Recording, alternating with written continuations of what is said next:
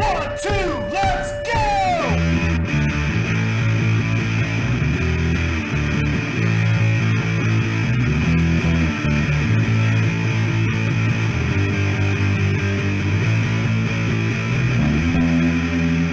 So every day in the shop is a great day, and especially today because we got another Ford in here.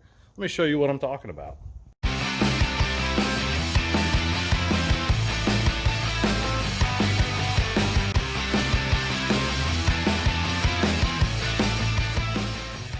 We are with Jack's 1963 Ford Ranchero. This is commonly referred to as a Falcon Ranchero in the second generation of production because it is a Ford Falcon with a truck bed.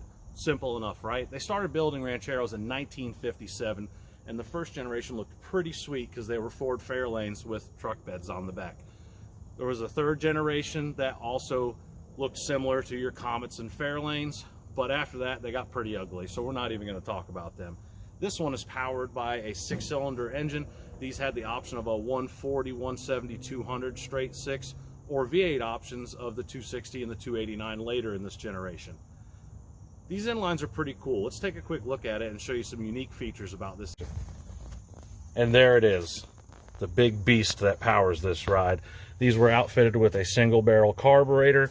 You can see inline 6-cylinder, real basic 12-volt generator setup.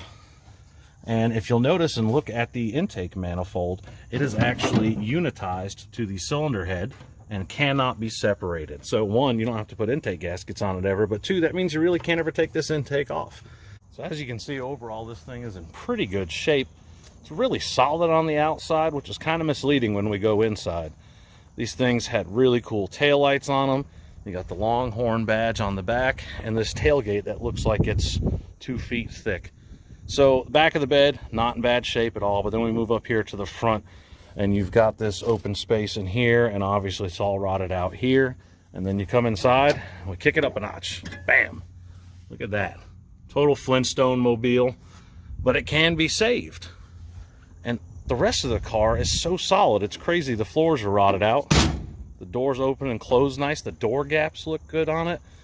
No reason that the floor should be rotted out like that. Maybe they were storing fertilizer in it. These Rancheros are pretty cool vehicles. They were cool enough that Chevy had to answer back with the introduction of their El Camino, which also, to be fair, was a pretty cool vehicle the first couple generations, just like the Ranchero.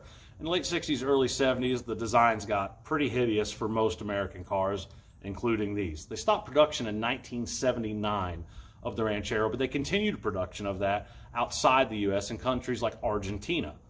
Overall, these are pretty cool vehicles. You had different engine combinations from a 6-cylinder to a small block to a big block in some year models, and you had the options of automatic or manual transmissions. All around a decent vehicle for small town living if you want to have something that's decent on gas and a little bit smaller than a full-size vehicle, but you can still throw stuff in the bed if you want to. Haul the kids around some groceries or even haul ass if you'd like to. Now, a lot of people are reluctant to take on a job like this because this is a unibody car. It has no frame structure, and it's a unitized one-piece setup. Luckily, this car is solid enough that we'll be able to get floor pans in it, and we shouldn't have any trouble getting this thing solid enough to drive around town. Stay tuned for more videos. Happy hot rodding.